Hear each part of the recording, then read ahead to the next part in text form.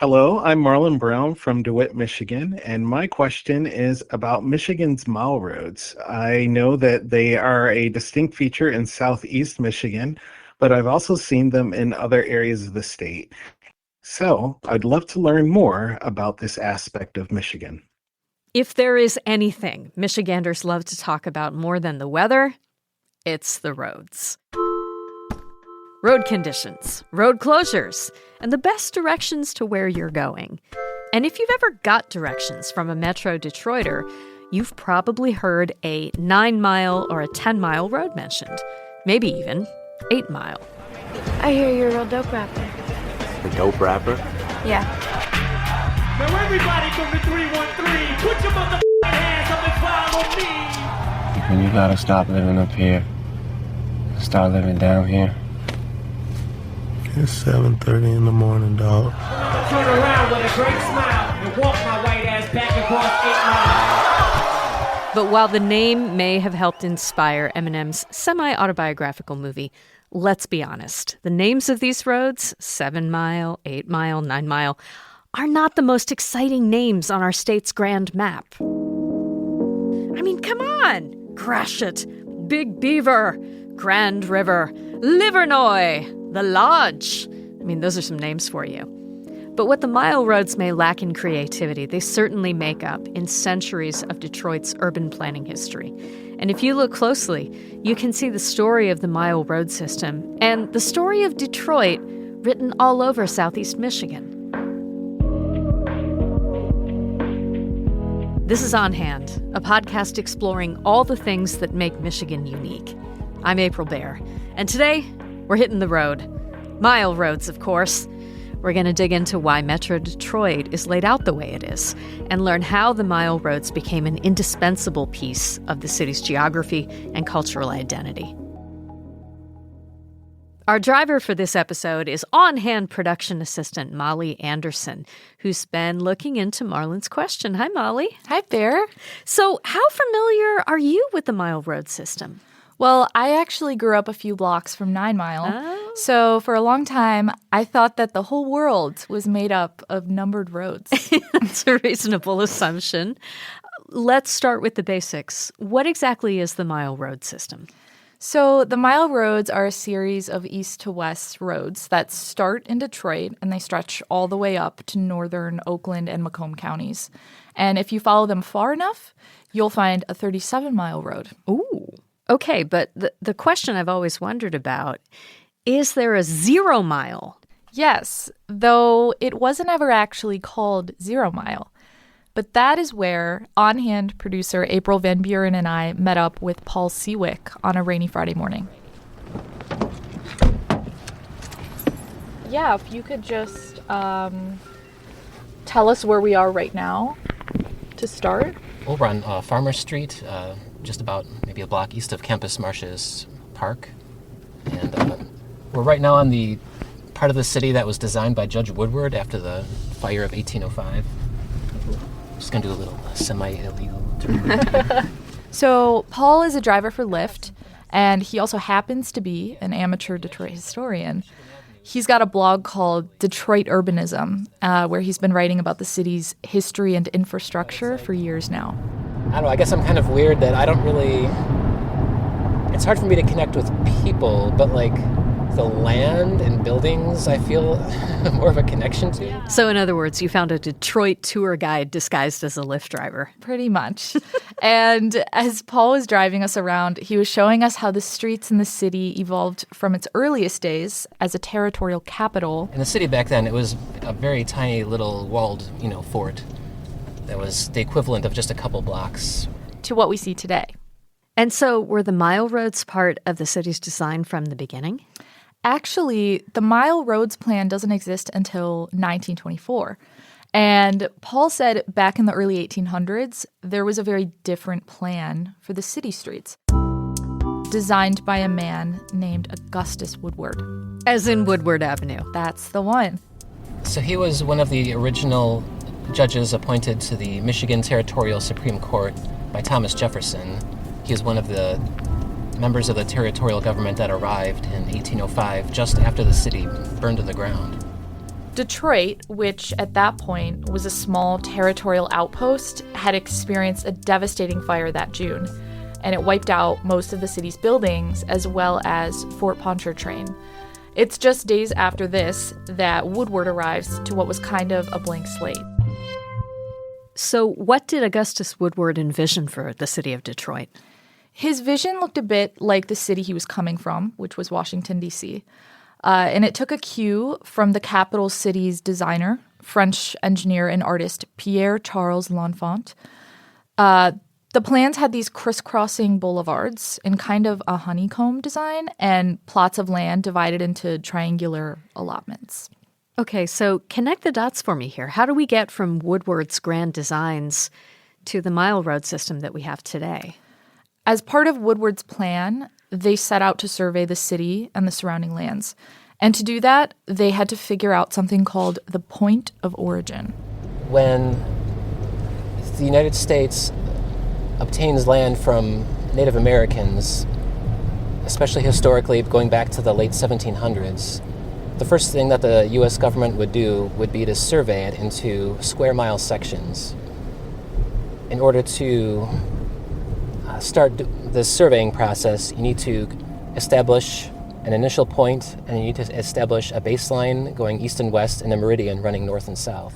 So you've seen points of origin before, landmarks in historic cities like Paris, Madrid, where you'll see these physical markers of where the point of beginning on a land survey begins. And it's that point of origin where Detroit and eventually the Mile Road system began. So right in the middle of Campus Martius, where Woodward meets Michigan Avenue. So that's where Mile Zero is. Yes. And 8 Mile, which I think is probably the most well-known of the mile roads, is actually its own point of origin too. The baseline for all properties surveyed in Michigan, going back to as far as 1815, was the Michigan baseline, which is what 8 Mile Road was built on. Woodward's plan for this French Baroque, DC-inspired Detroit never really came to fruition.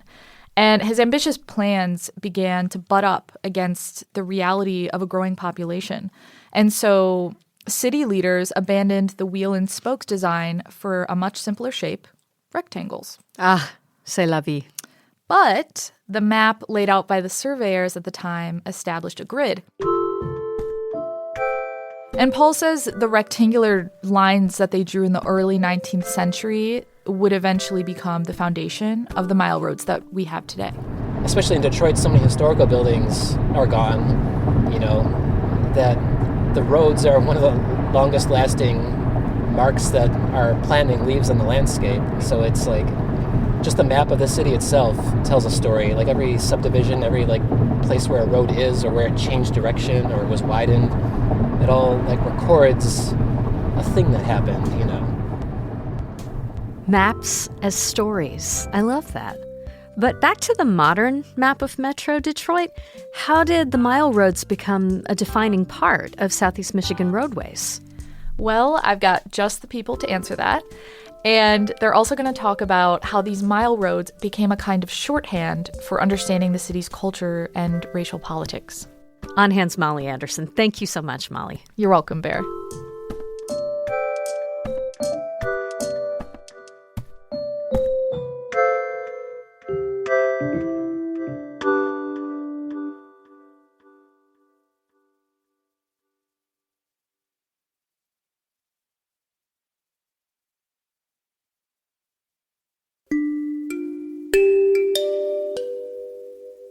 The flag of Detroit features 2 Latin quotes meant to commemorate the Great Fire of 1805 and that rebuilding that came after.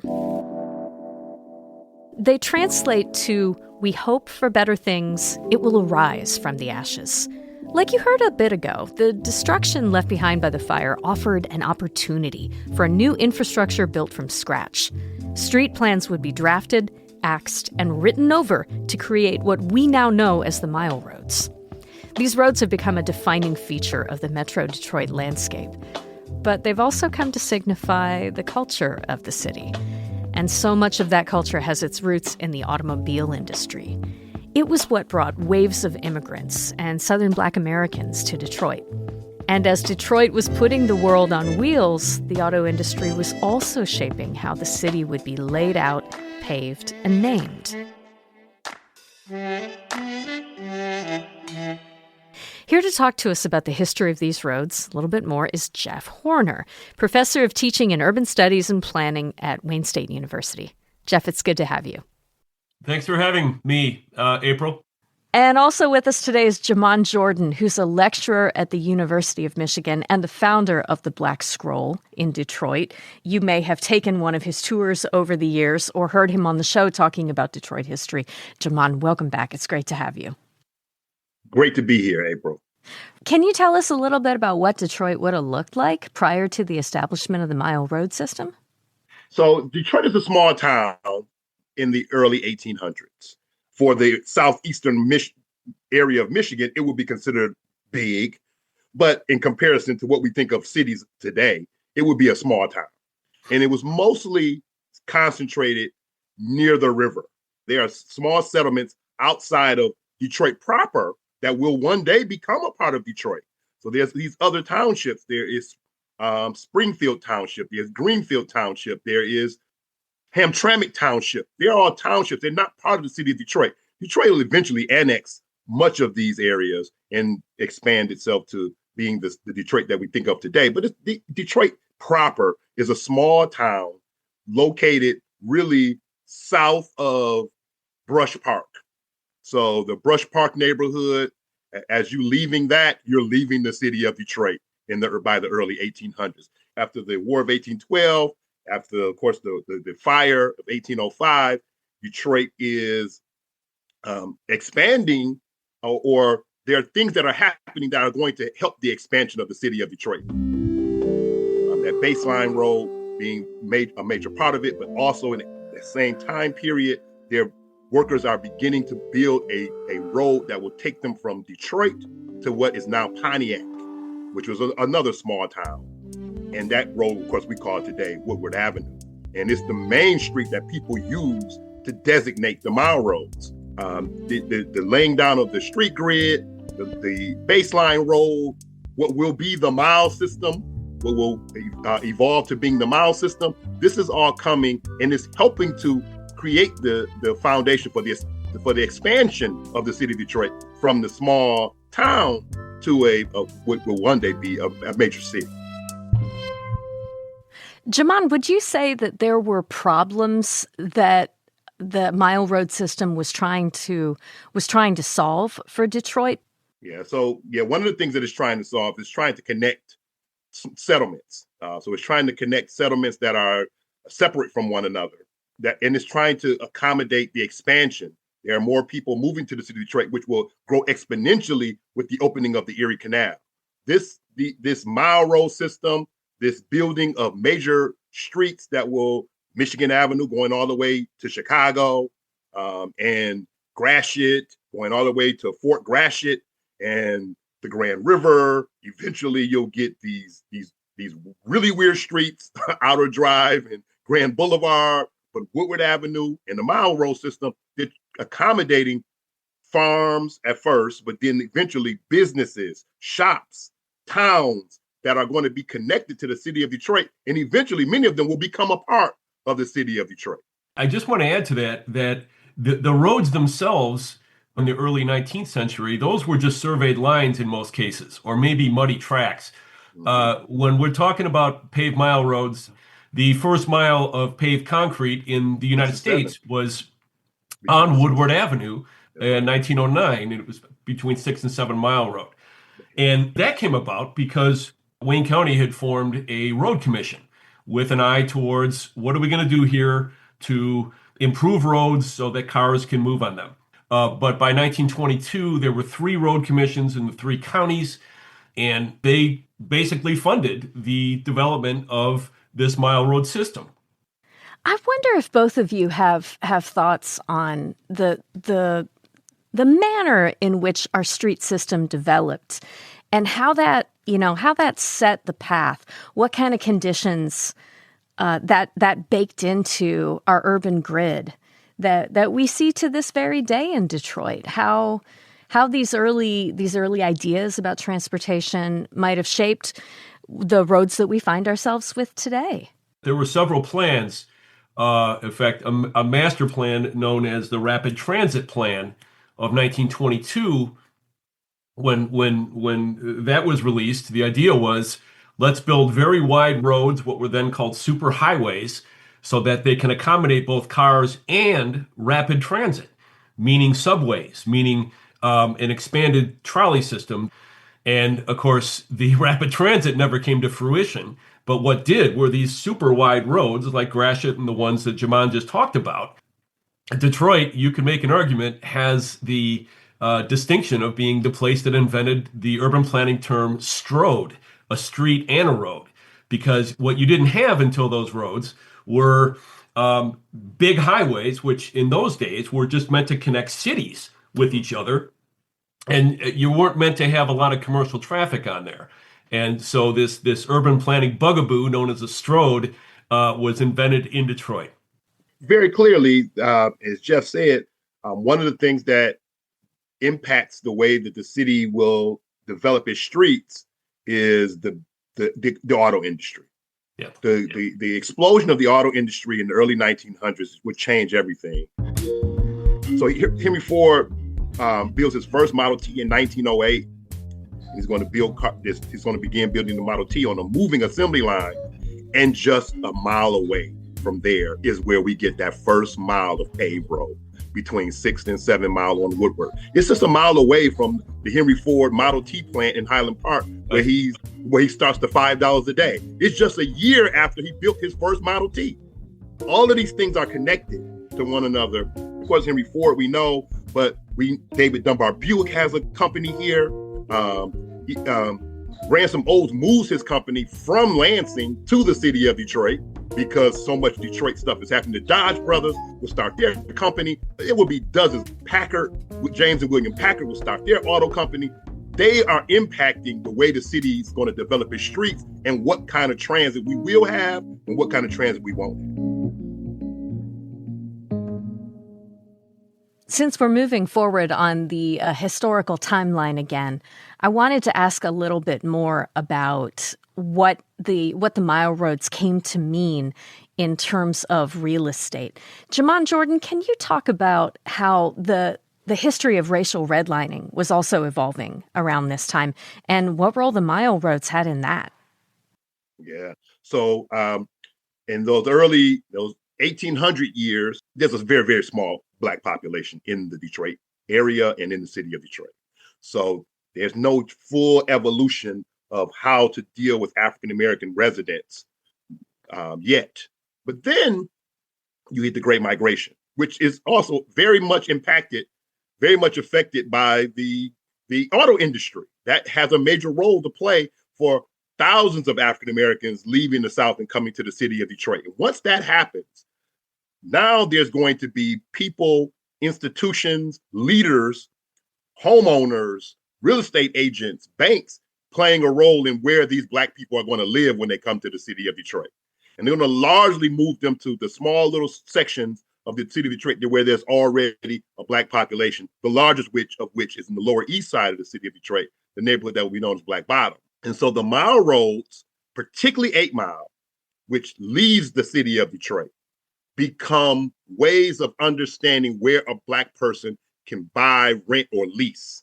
So whether we're talking about Ferndale, Warren, Madison Heights, Hazel Park, Sterling Heights, Harper Woods, East Detroit, which will change its name to East Point to remove the Detroit name and add a Grosse Pointe name. All of those are sundown towns for African Americans. African Americans work in a lot of those areas, but they don't live there. And they're being blocked from living there. So 8 Mile becomes that border, which is one of the reasons why it has that higher racial connotation when we talk about crossing 8 Mile than all of the other miles had. Jamon, what do we mean when we use the phrase hitting 8 Mile today?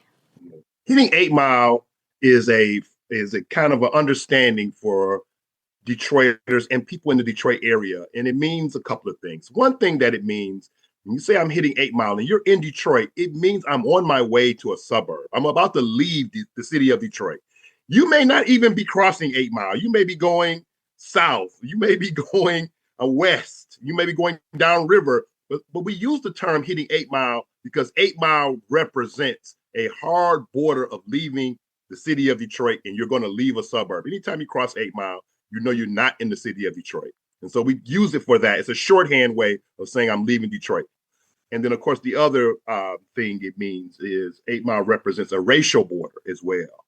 And so there's a racial connotation to talking about crossing 8 Mile as well. Detroit, of course, is a predominantly African-American city, has been so since the 1970s, and is surrounded overwhelmingly by predominantly white suburbs. And so there's that racial connotation that also is there when we talk about hitting 8 Mile. It's not hard to see how that phrase might carry with it a lot of sense of safety for Black Detroiters. That's right. Jamon, when would you say that 8 Mile started to take on this kind of cultural meaning? Yeah, it definitely began to take on that cultural meaning by the 1960s. So by the time we get to the 67 uprising in the city of Detroit, there's already this idea that 8 Mile represents more than just a mile road, that it represents a separation from the larger city and the predominantly white suburbs, many of which were sundown towns at one time. So they were African Americans could work in those cities, but they couldn't live in many of those cities. Those cities were not open to African American residents. So that is the case definitely by the 1960s.